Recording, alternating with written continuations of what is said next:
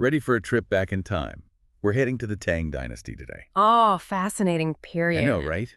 When you think Tang Dynasty, you think emperors, palaces. Right, the grandeur of it all. Exactly. But we're going deeper. We're looking at the everyday life. Through a poem, actually. A poem, you say? That's intriguing. Yeah. It's called New Bride by Wang Jian. Wang Jian. I'm familiar with his work. He was famous during the Tang Dynasty, which, for those who need a refresher, was 618 to 907 AD. He was known for capturing everyday life in his poems. Really vivid stuff. Absolutely. He wasn't all about emperors and battles.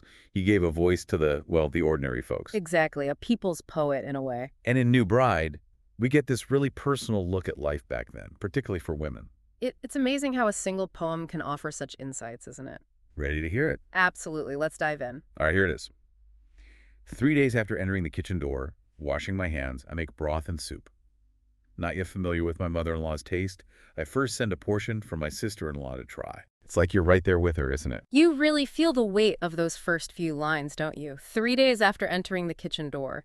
It's like we're stepping right into a new life, a new role. What do you think those 3 days signify? Yeah, it feels so significant. And then, of course, the food. Washing my hands, I make broth and soup.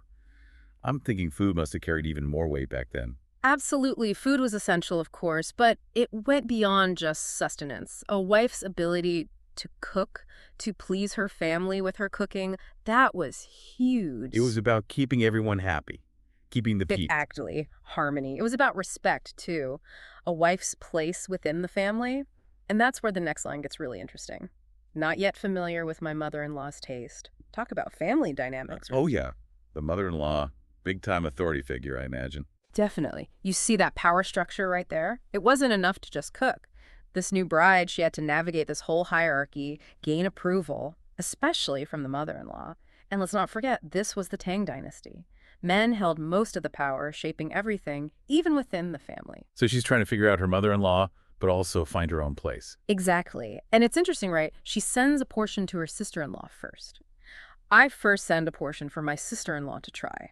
That speaks volumes. So even with those strict societal rules, women found ways to support each other. Absolutely.